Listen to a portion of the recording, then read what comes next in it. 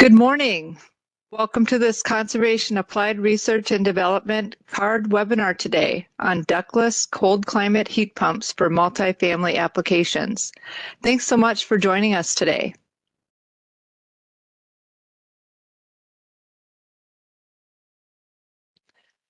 I'd like to cover a few housekeeping items before we start. All attendees will be in listen-only mode. We will answer any and all questions at the end of the presentation, but as questions occur to you, please type them into the Q&A box and send them to all panelists. The Q&A box can be opened by clicking the ellipse in the lower right of your screen as indicated on this slide. We will do our best to answer all questions within the time allocated, but if we don't get to some, we will answer them after the webinar. This webinar is being recorded and will be made available on the department's website. The slide set from this webinar will be emailed to all registrants within 2 weeks from today's broadcast, as well as also will be made available on the website. Finally, if you'd like closed captions on this webinar, click the CC bubble in the lower left of your screen. I am Catherine Fair, a Utility Conservation Research Planner at the Minnesota Department of Commerce, Division of Energy Resources, within the Energy Conservation and Optimization Business Unit. In that role, I lead Conservation Applied Research and Development Program Management functions, manage CARD research projects, as well as support eco-affordability work. With me today is Lindsay Anderson, a Utility Energy Conservation Research Planner at the Department of Commerce, where she identifies and analyzes gaps within utility conservation and optimization programs and coordinates and plans research to fill those gaps. The CARD program is a major tool of that work. Lindsay is the project manager on the research that is the subject of this webinar and will be moderating the Q&A portion of today's presentation. Our presenters today are Ben Schoenbauer and Lindsay Genty from the Center for Energy and Environment. Ben Schoenbauer is the Assistant Director of Research at CEE, where he researches new and innovative technologies and ideas dealing with residential and commercial energy efficiency. This work includes identifying new opportunities, conducting research, pursuing funding opportunities, and disseminating the results. Ben's areas of focus include water heater performance, service water heating, and residential HVAC systems. Ben has been with CEE since 2008. Ben has a master's degree in mechanical engineering from the University of Minnesota and a bachelor's degree in physics from St. John's University. Lindsay Genty is a research analyst and provides data collection and analysis for CEE's various energy efficiency research projects. She is currently focusing on analyzing energy efficiency in retrofit homes and in HVAC systems. Lindsay is a graduate of the University of Arkansas, where she obtained her bachelor's in physics. While in school, she helped gain local support to pass legislation on the Solar Access Act of 2019. Welcome, Ben and Lindsay. We look forward to your presentation. This webinar is one in an ongoing series designed to summarize the results from research projects funded by Minnesota's Applied Research and Development Fund, which was established in the Next Generation Energy Act of 2007. Research areas were expanded with the passage of the Minnesota 2021 Energy Conservation and Optimization Act, known as ECO. The purpose of the fund is to help Minnesota utilities achieve their energy savings goals. $2.6 million is set aside annually for the CARD program, which awards research grants in a competitive request for a proposal process. Research from the CARD projects provide utilities with data to enhance energy efficiency program designs within their energy conservation and optimization portfolios. As you can see by the pie chart, CARD projects funded to date have been in all building sectors as well as some that cross multiple sectors. The subject of today's webinar is within the multifamily sector, and our presenters will share results from a recent CARD project on measurement of the performance, energy savings, and customer acceptance of ductless cold climate air source heat pumps and installation protocols in multifamily buildings to support utility conservation program implementation. Now I'll turn it over to Ben for today's presentation.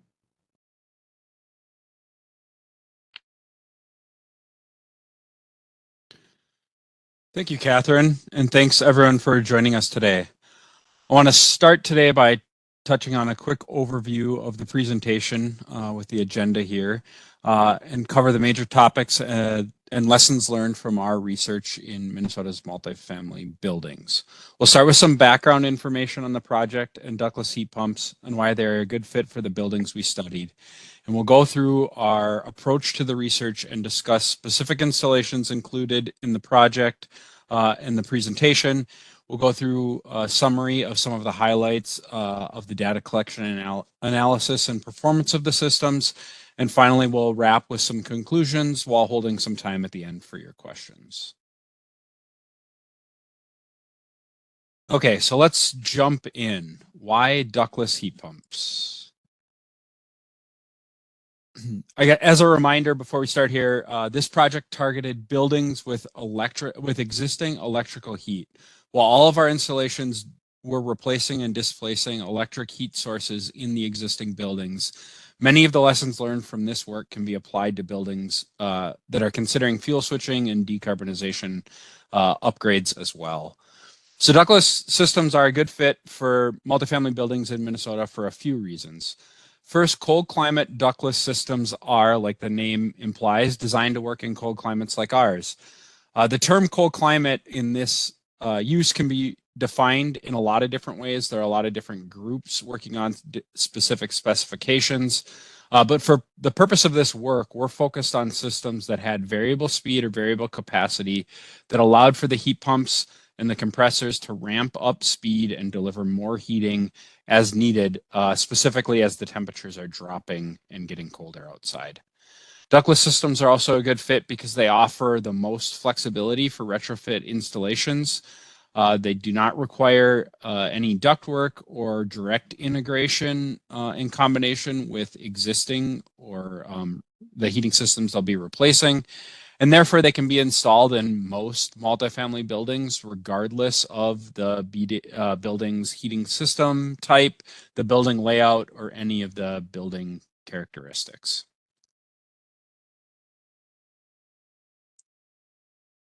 Another reason that ductless systems are a good fit for this application is the innovations that have occurred in the past handful of years. Ductless manufacturers had developed several new kind of indoor head components and approaches to increase the usability of ductless systems in a wider range of applications and building types. Manufacturers are now offering a wider range of the indoor head types than ever before. Most people are probably familiar with the kind of indoor components of the image on the screen with the heads mounted high up on the wall. But manufacturers are offering additional types of indoor units for people that don't love those traditional options. Potentially even more impactful innovation is the creation of multi-head systems. These systems have been around for several years now, but we are seeing an increased interest in them from manufacturers and occupants. The image on the slide shows a 2-to-1 system, so there's 2 indoor heads paired with a single outdoor unit. Multi-head systems have the ability to run more than one head, sometimes up to 3 or 4, with the single outdoor unit. This increases the effectiveness of the heat pump, can give access to multiple zones, multiple rooms inside a unit or a house, while limiting the work required, the footprint of the system, the material costs associated with it, and just the time around installing multiple outdoor units.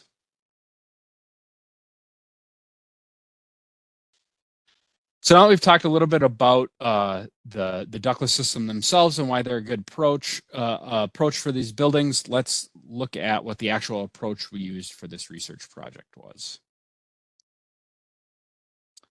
So our research approach started with using lessons learned from single-family homes and adapting them to multifamily buildings. So this includes past research done by CE and our project team, previous CARD projects and research conducted by us and others, and information from similar climates to ours that have done work in single family and multifamily buildings. We also spoke with manufacturers and contractors about their best practices and what they consider important when installing these systems. Then once we kind of pulled these kind of approaches and lesson learned together, we installed heat pumps in 4 different multifamily buildings in Minnesota. During the installation, we installed a large array of performance energy sensors, which we used to collect performance data from the buildings. We analyzed that data and then reviewed and enhanced the installation practices and design approaches that we used at the beginning of the project based on the measured results and lesson learned from the research. Finally, we considered the ECO, the technical reference manual, and the policy implications of what we had learned.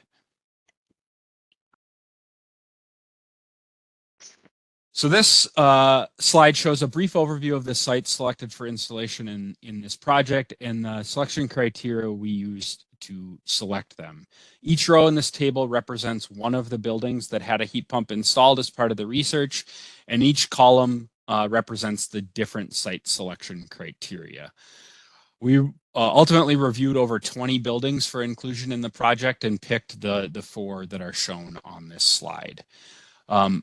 Our ability to install our monitoring equipment and the willingness of the occupants to participate in the work were the only sort of yes/no criteria for the project. And you can see obviously the 4 buildings that we selected all met those criteria. We always knew our selection pool was not going to be large enough to be statistically significant. There's a lot of variables here that we're considering. We had a wide range of parameters and limited funds and time to meet them. So we always knew that we were going to only be able to do 4 buildings. And so we targeted a range of responses for the remaining selection criteria. The intent here was to give us evidence and examples of the process, how these systems would work, and then rely on the high detailed data collection to analyze the buildings, to anonymize them, and be able to use them to understand some of the site-to-site variance and impact of some of these parameters.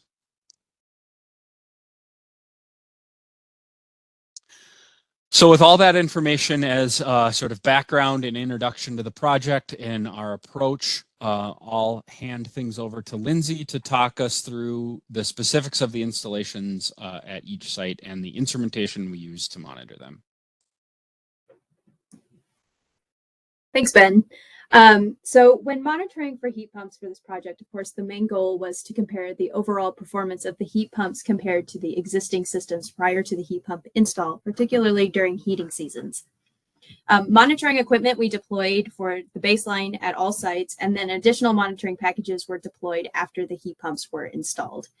Here on the screen, you can see what these monitoring packages looked like. On the left side, you can see an E-gauge power meter, which is a device that we use to monitor electrical usage directly at the breaker panel. These are installed by an electrician, and each heating circuit, such as an electric resistance baseboard heater and a heat pump, were wired to this device where we compile live energy usage of the heating sources within a unit. This was the primary device that we used to monitor baseline systems, since we assumed that the energy output is equal to the energy inputs, particularly when talking about electric resistance heat. And then on the right of the screen, you can see our Campbell scientific logger, which we deploy after the heat pump install. We monitor a number of components of the heat pump to understand how it operates in different conditions.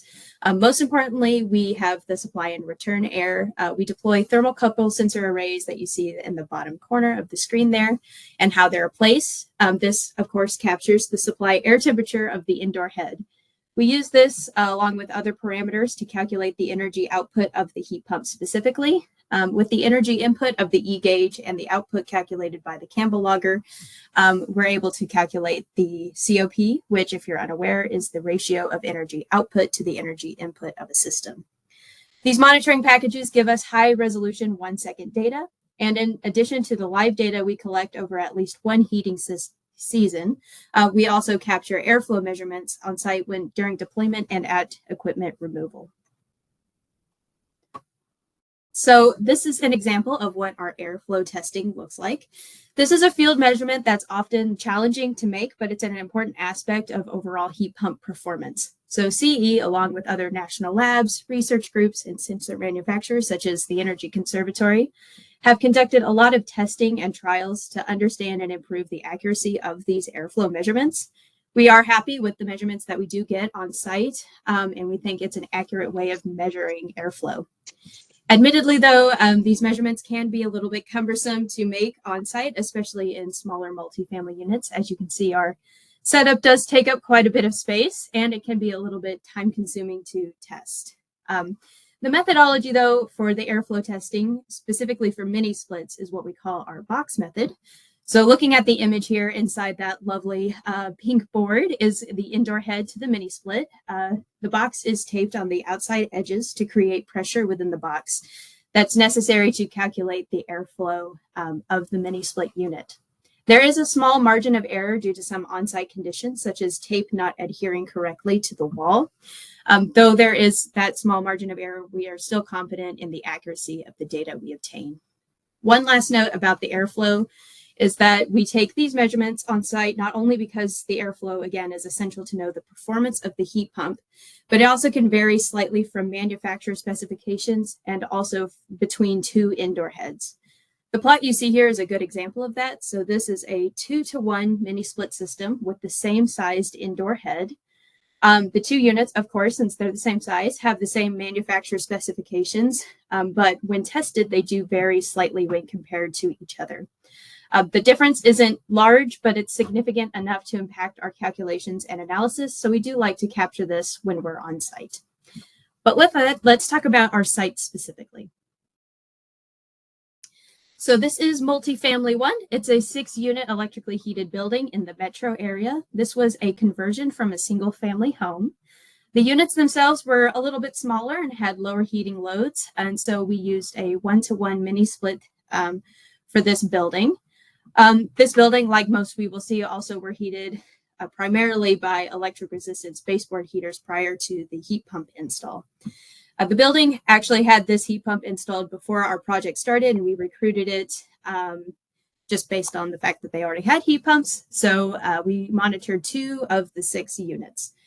In the corner of the screen, you can see an example of how the layout looked in the units. Of course, when thinking about mini splits, the placement of the indoor head is very important for comfortability reasons. And with the lower heating load of these units particularly, the single head was large enough to maintain heat in the main living space, bedroom, if that door was left open, and likely small parts of the kitchen.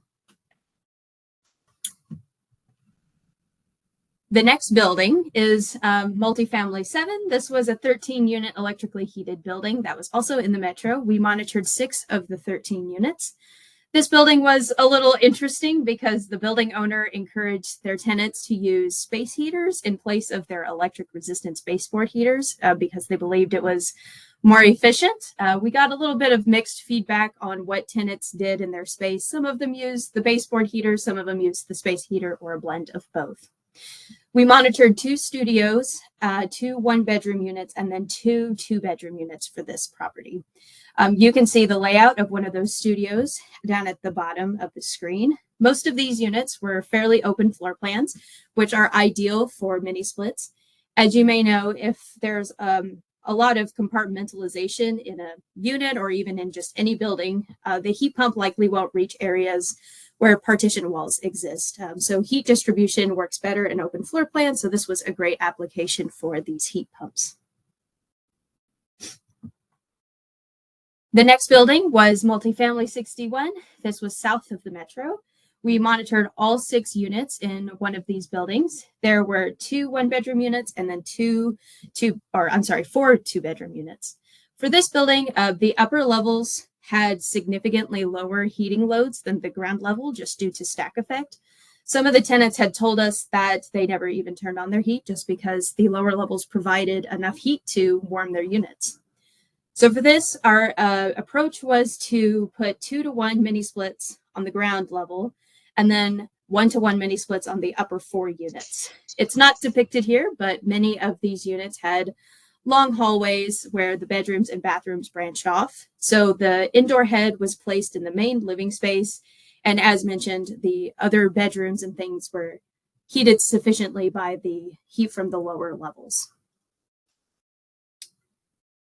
Finally is our PTAC site. So this is Multifamily 60, and a PTAC is a package terminal AC unit.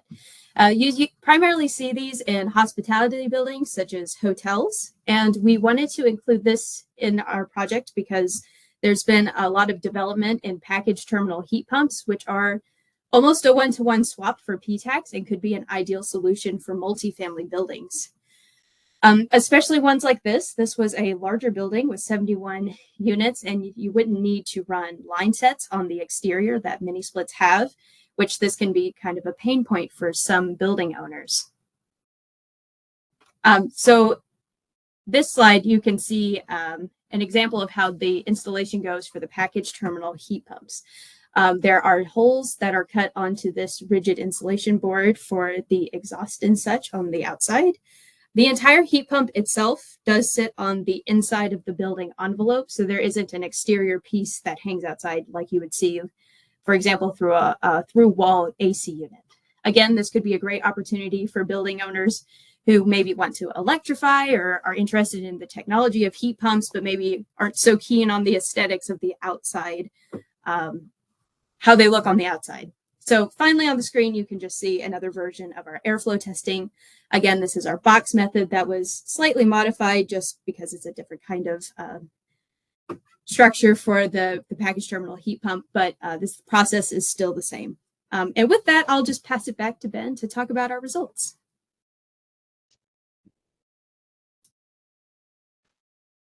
Thanks, Lindsay.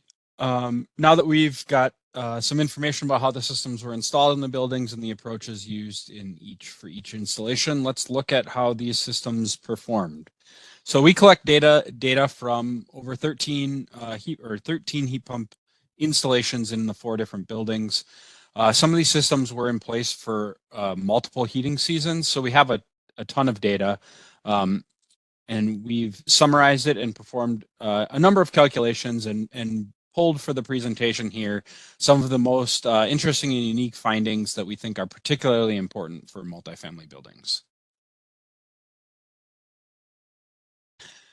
So Lindsay touched on this a little bit, but one of the things that was really key to the design and installation of these systems, and I think I'd like to discuss first, is kind of the layout and zoning implications. So we discussed previously that the flexibility of heat pumps and kind of the increased ability of the multi-head systems make them a good fit for multifamily buildings. However, it is really important to think about and understand the indoor components of the system in the installation, especially with ductless units. Since you don't have a distribution system, where you place that indoor head has a direct impact on the heat that can be delivered to the unit. So the ductless systems rely on that directly on the airflow from the head into the space in order to provide the heating and cooling to the buildings. So installers really need to consider the spaces and how open they are, how much square footage the airflow can reach, and which sort of spaces are closed off from the main load or the heat pump installation location. For example, installing a heat pump in a living space isn't probably going to provide a lot of heat to that back bedroom especially in that situation, like Lindsay described, where there's a long hallway or a closed door. So with that as background, let's take a look at multifamily building 1, unit 3 as an example that's shown on the screen here. On the right-hand side, we just have kind of a simple sketch of the layout in the unit. It has sort of a central living room space that was pretty open to the living room and kitchen areas, and then a bedroom that's more isolated with a door. The system, as it existed when we came in, had 3 zones that were controlled separately, or 3 baseboard controllers. We chose to install the heat pump in the main living room space just because that was the largest square footage and had the potential to displace the most baseboard heat. As you can see in the chart, after the heat pump was installed, the kind of how the different zones ran. So the plot shows the energy consumption per day on the y-axis across the range of daily outdoor air temperatures on the x-axis.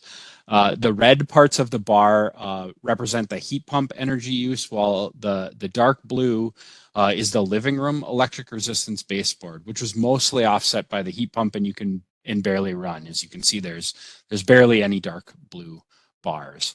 The aqua, kind of greenish color, represents the zone that was controlled by the kitchen, that was controlled in the kitchen and bedroom. This layout was limiting, as the heat pump had a little access to provide heat to the bedroom with the closed door, but had a lot more access to the kitchen space. The other thing I'll just point out is to remember that this is the energy consumed by the systems, and the heat pump efficiency is 2 to 3 times that of the electric resistance auxiliary system for the same amount of consumption. So so the red bars are delivering 2 to 3 times as much heat as a green bar of the same size. This heat pump is actually sized pretty close to the full capacity of the unit, but due to this layout, especially at moderate temperatures, the heat pump has more access, more ability to deliver heat but because of that kind of bedroom, living room combined circuit, backup was needed to meet the loads of those places, and the layout really was affecting the overall heat capacity delivered by the heat pump.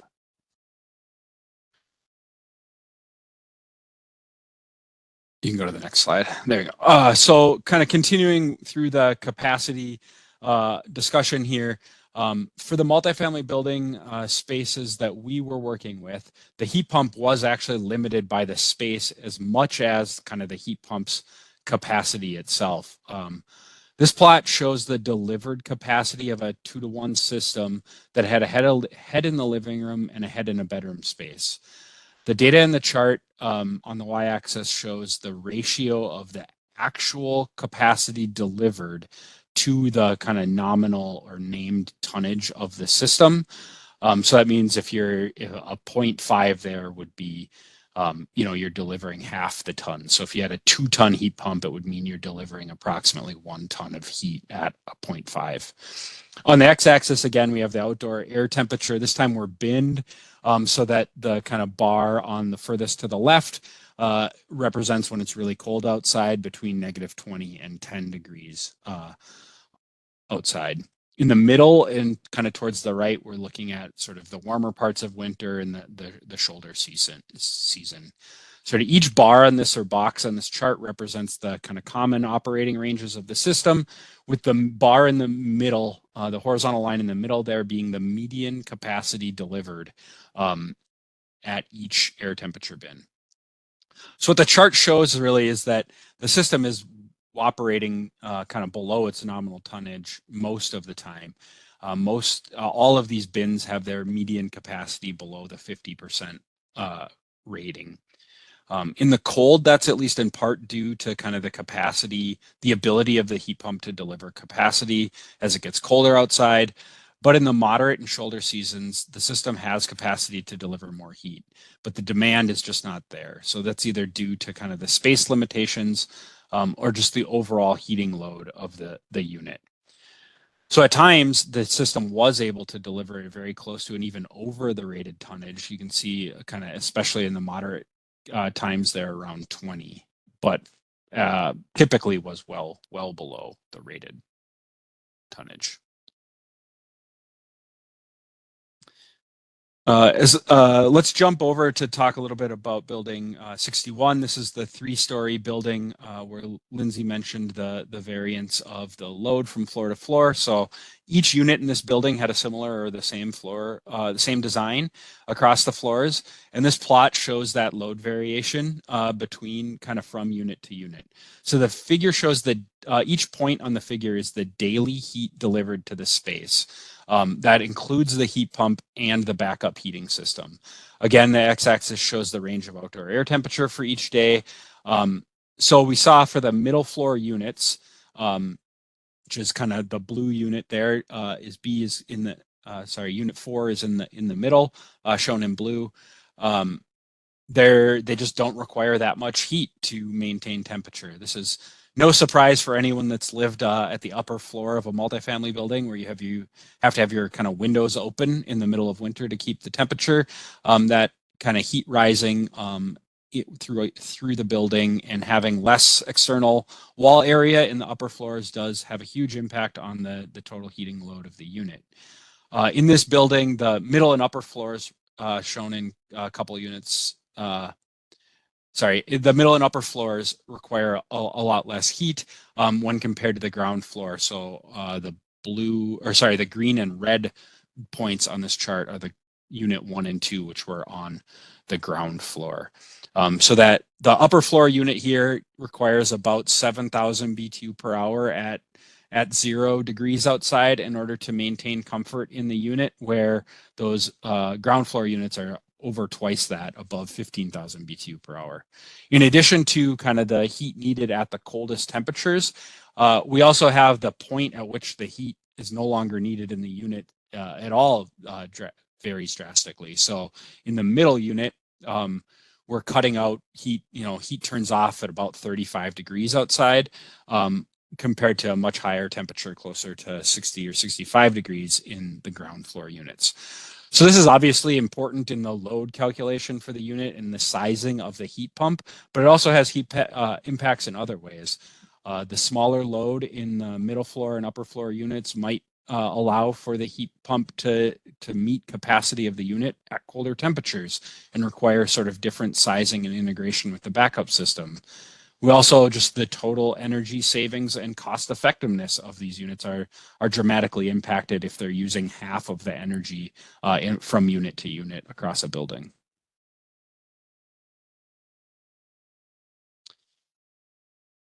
So we did collect data on some multi-head systems, as we've been talking about. These installations represent to my knowledge, some of the first kind of detailed measurement and verification of delivered performance of multi-head systems, especially in cold climate multifamily buildings. Our number of installations was limited, but there were some pretty, unique performance functions that we saw in these systems. And because of the sort of, especially with this being some of the first data collected, monitored performance, it's really interesting to see some of these results. So we compiled some of those thoughts along with some of the information we gathered just from talking with the different manufacturers and installers of these systems. We did observe a pretty big difference in the manufacturer controls of these units. And sort of how they work with the multi-head systems, or how their multi-head systems were designed to operate. One of the big distinctions here is that some systems are designed to run all the indoor heads simultaneously.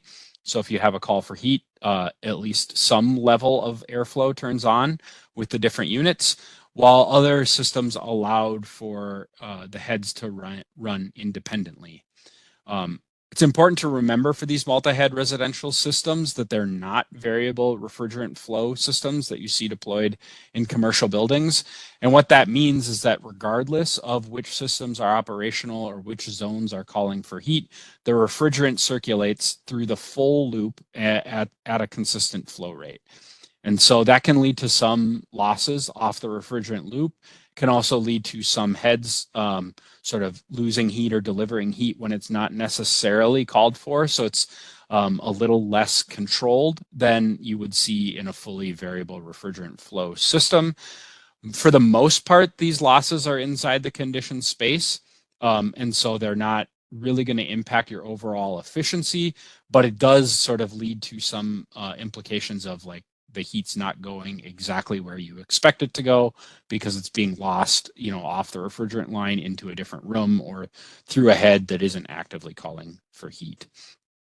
So these choices are pretty important to think about when you're thinking about kind of your zone approach and your interaction with your backup systems.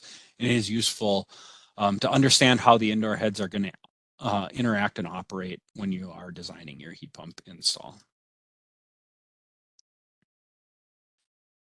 So overall, the system efficiencies for the multi-head systems shown in red and green here are really similar with the single head systems shown in blue. So these are same manufacturer, same model line of heat pump, but 2 with multi-head systems and 1 with a single head system.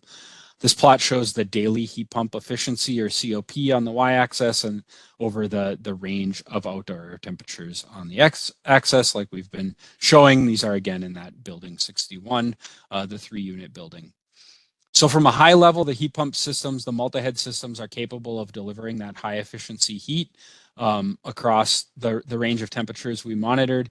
There is maybe some days where the single head system was slightly more efficient than the multi-head systems, but overall they're pretty statistically similar in terms of overall efficiency. But the multi-head systems do give you that added benefit of being able to deliver heat to multiple zones. We do, so this is, like I said, some early data on kind of the individual performance of these systems. And there are definitely things that we saw in the system kind of control and performance aspect that, while we haven't fully characterized across like a large number of manufacturers, we see some evidence of these things that are important to consider, like runtime, those loop losses, and kind of the zoning considerations with these multi-head systems.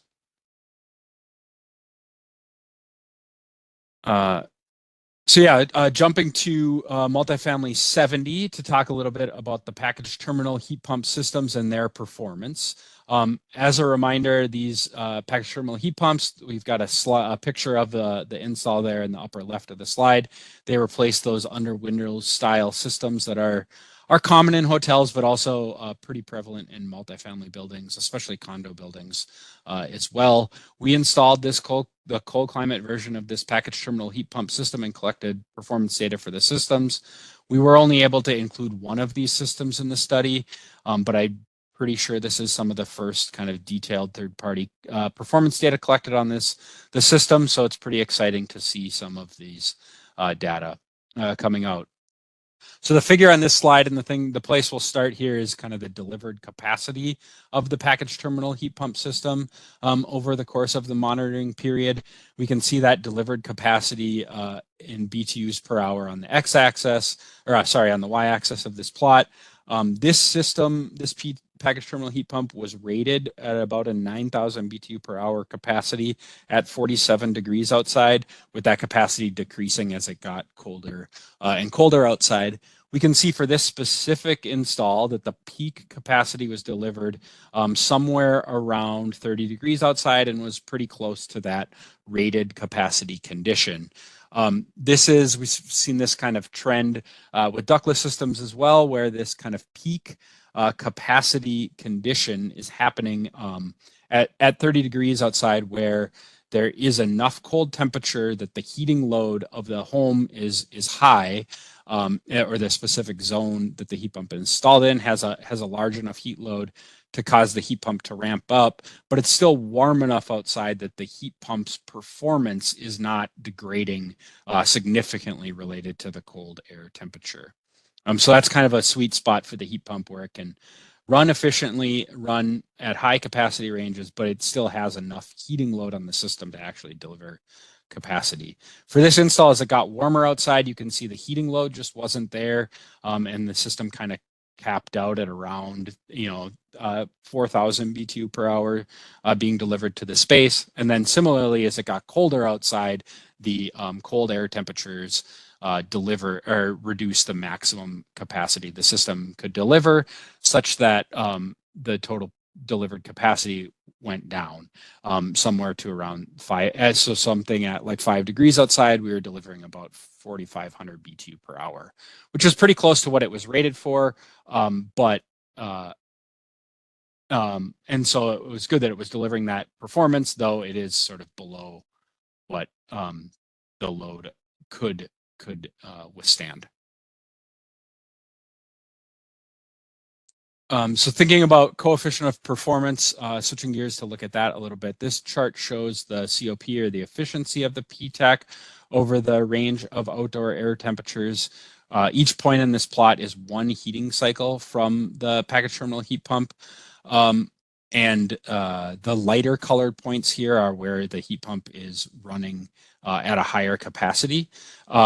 So one thing to note here is that we mentioned that the kind of cold climate or variable speed heat pumps are pretty newly deployed in these package terminal heat pump units. We don't see a lot of these out, manufacturers out there making these, and they've only been on the market a short period of time. And so some of the advancements in heat pump technology that we've seen recently in ducted and ductless systems haven't made it into package terminal heat pumps yet. And so on this chart, you can sort of see the impact of that slightly lower tier of heat pump or heat pump component being used in these systems, kind of reflecting in that lower COP than you might see in some of the other systems, especially as we get to those really cold temperatures. So you sort of see somewhere around 0 degrees on this chart, the far right-hand side of this chart, that we've definitely trended towards a COP of 1, maybe even below. Remembering that electric resistance backup system, or the system that we're replacing, does have a COP of 1. But in more moderate conditions, sort of around the 30-degree range, we're seeing COPs in the 1.5 to 2 times that of baseline. And then as we approach kind of the balance point of the system in the shoulder, we're seeing those COPs of 3 as well for this system. So these COPs are slightly lower than the ductless system, but they're still significantly better than the electric resistance system that it's replacing in these cases. Additionally, we can definitely see the importance of making sure we have a backup plan or integration with a supplemental heating source as we get to colder temperatures and those COPs begin to drop. And so this, continuing to look at the PTAC, we're just looking at the energy use. So this plot is similar to the one we saw earlier, where we're looking at sort of the energy use by zone in the system, each bar representing the day of energy consumption from the 2 different zones. The red bar again here is the heat pump, while the blue bar is the electric resistance heating. And we can see that package terminal heat pump is actually offsetting quite a bit of heat in this apartment. The package terminal heat pump is using slightly over 50% of the heating energy at this site across the season, which is a pretty big replacement of electric resistance or displacement of electric resistance. And again, just remember with these energy use plots that the package terminal heat pump is much more efficient than the baseline system over the course of the year, a little less than twice as efficient. And so in this case, the package terminal heat pump is delivering right around 2/3 of the total energy that the unit needs to stay heated. You can also think back to that capacity chart and remember that despite, other than the kind of some peak events at 30 degrees outside, that the capacity of the PTAC was pretty consistent across the air temperature ranges, delivering somewhere around 4,000 or 5,000 BTU per hour in most cases. And we can see that sort of reflected in this chart as well, in that the heat pump energy use is pretty consistent between 40 degrees outside and below 0 degrees outside. And then it's the electric resistance, the backup system, that's sort of filling in the need on those days and delivering more heat when it's cold outside on the coldest days.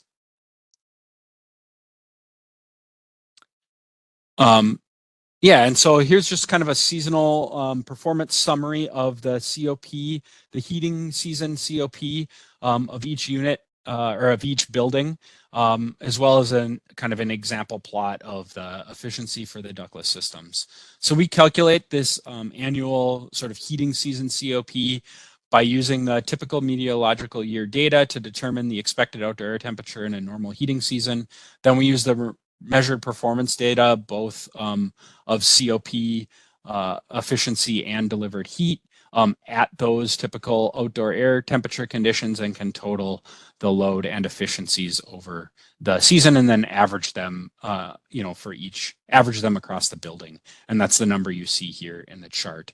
This approach captures kind of the impact of the small number of high load days at very cold temperatures where the COPs are slightly lower, but also that's weighted against the higher number of days that occur at more moderate temperatures where the loads are lower, but the COPs are higher, to give us a good kind of average seasonal number.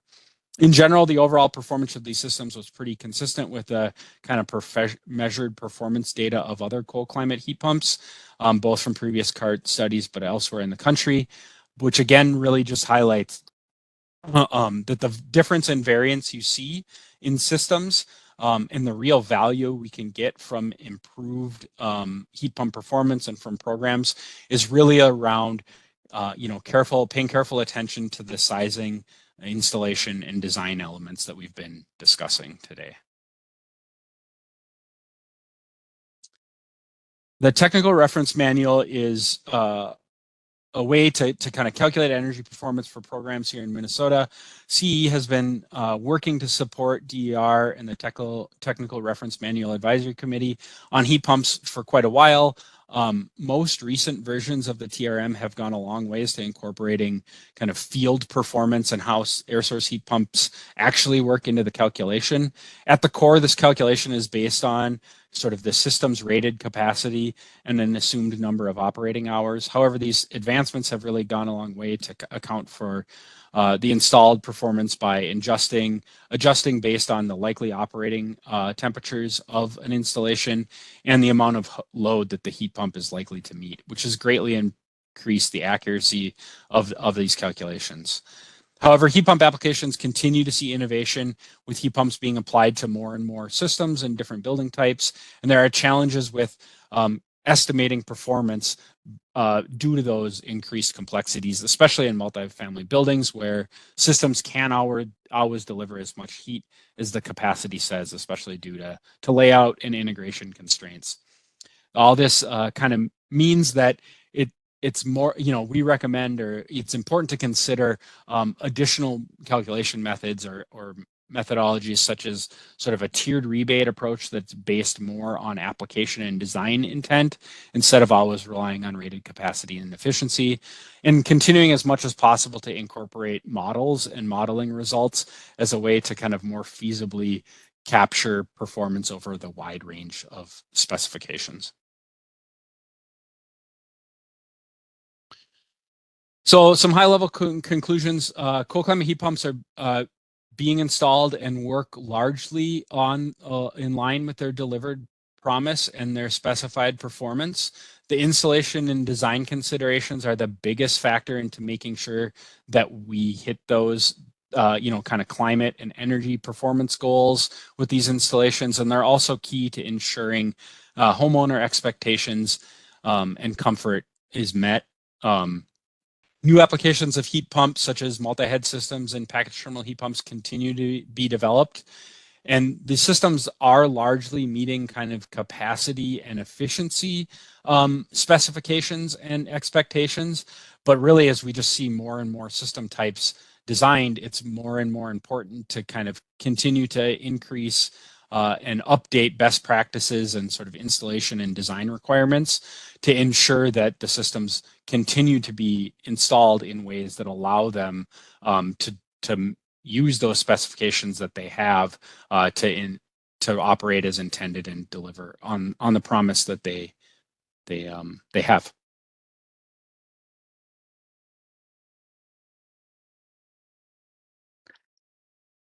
Well, thanks for your great presentation. If you have not already done so, please type any additional questions into the Q&A panel and send them to us. Lindsay, do you have any questions for Ben or Lindsay? Yeah, I do. So the first question is, will a recording of this webinar be available after we are complete today? I can take that one. Yes, we recorded the webinar, and the department will make that available on our website in the future. The next question from Diego Betts. How did you find and select the buildings? What type of outreach was successful and what was unsuccessful?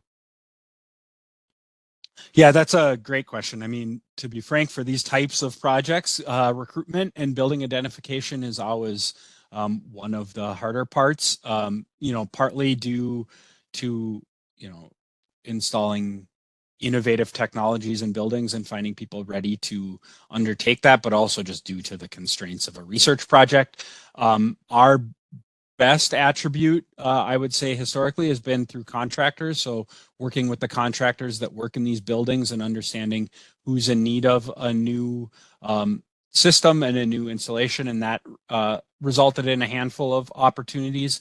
The one that probably gave us the most for this particular project is working the work that we and our utility supporters do in efficiency already, and frankly, the current interest in sort of energy efficiency that's ramping up in heat pumps themselves.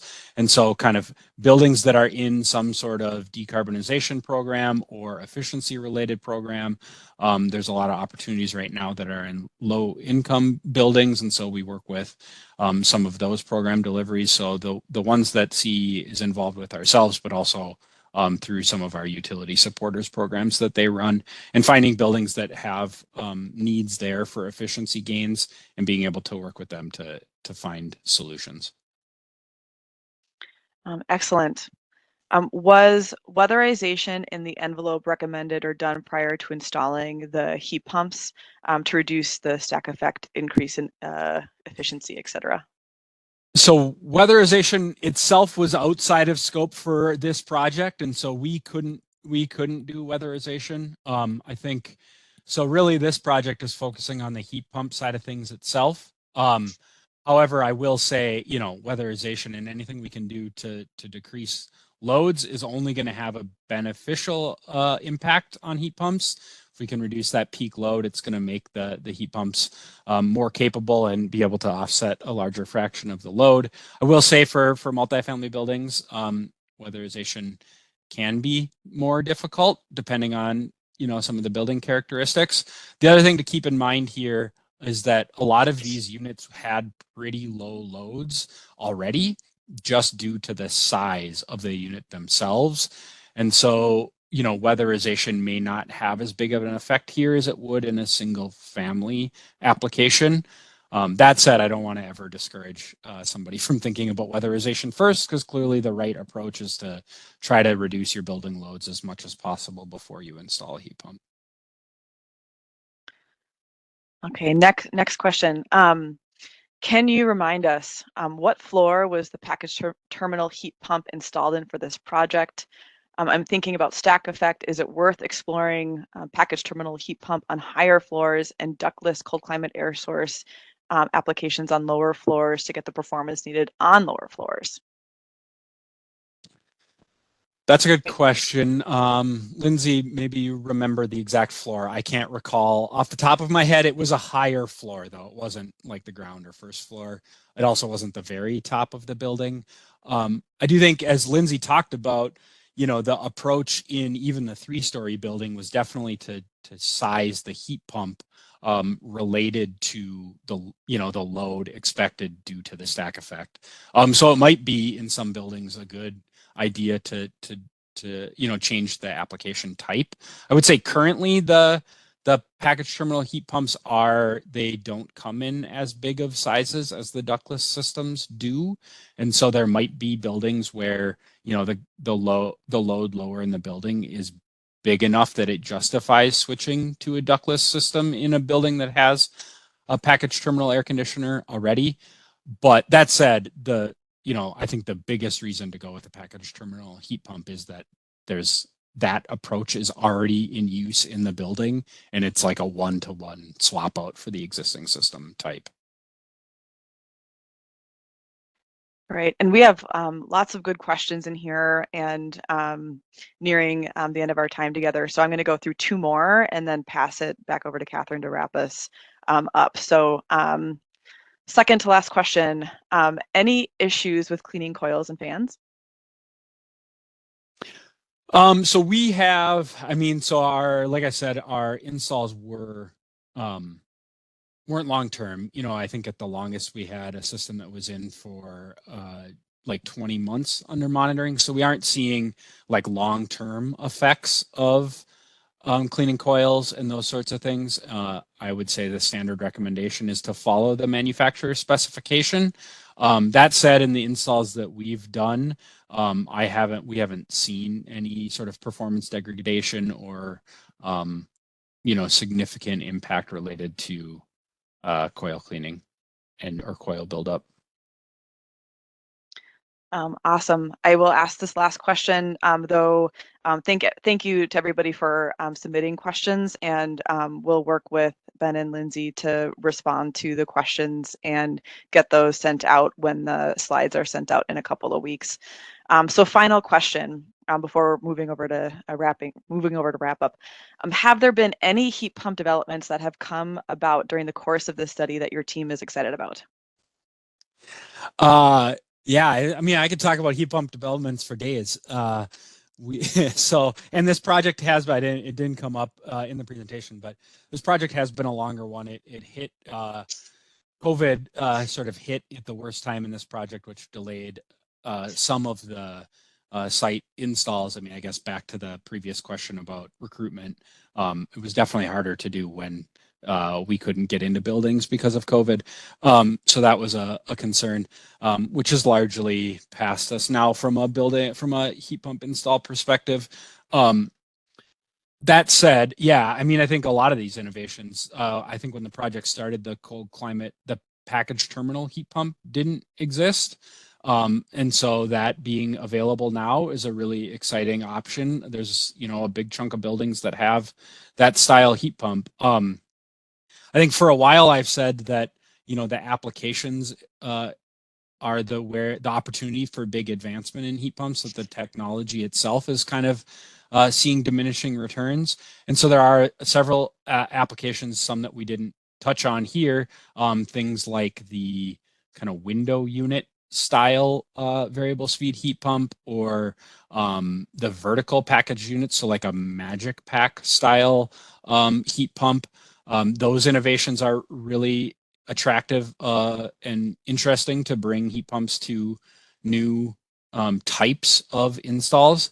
And then there have been, frankly, in the last couple of years, some advancements. I think they've more been in the centrally ducted systems, but they're going to roll out to these other types of applications over the next couple of years around the heat pump performance itself. So the DOE cold climate heat pump challenge, I'm getting the name wrong exactly, but DOE a couple of years ago released a sort of an advanced specification in terms of efficiency and maintaining capacity towards colder and colder temperatures that has sort of forced some redesign for some systems and some advancement in actual performance specs, which will allow heat pumps to hopefully offset more and more load at cold climates. So yeah, lots of interesting new innovations coming to heat pumps. I do think the principles that we're talking about in this research, the things that are important, will continue to be the biggest driver in differentiating like a sort of poorly performing install from a best case performance install, even as the technology advances. Thanks so much, Ben and Lindsay. Yeah, thanks again for your presentation, and to Lindsay for facilitating the Q&A. If you have any follow-up questions about this card project, or we have unanswered questions that we didn't get a chance to get to, feel free to contact us. So the slide set will be emailed to all webinar registrants within a week or two of today's webinar. The recording of this webinar and slide set will be available on the department's website along with the final report in a couple of months. When available, you can link to either of these from the quick links on our Applied Research and Development webpage as indicated on the slide. The department's R&D webpage has additional resources and information to the CARD program and to CARD research projects, which you can check out by going to the web address in the middle of this slide. The CARD website rebuild is now complete, so to access this research and other research before 2020, navigate to the left panel, web links and access research since 2020 on the blue button in the center of the web page. Although the CARD website rebuild is now complete, there are ongoing efforts to ensure all the research is posted. So please don't hesitate to contact me if you have any questions or concern related to accessing CARD research posted here. Thanks for participating today. We appreciate your interest in CARD projects. Keep abreast of upcoming CARD webinars as they are scheduled and other news related to the Minnesota Conservation Improvement Program. Sign up for SIP updates through our email list on the left side of the panel shown by the green arrow, through the same CARD website where the research results are posted. Your feedback matters, so don't hesitate to contact Lindsay Anderson or myself if you have any questions or suggestions for the CARD program or CARD webinars. That ends this webinar. Take care and goodbye.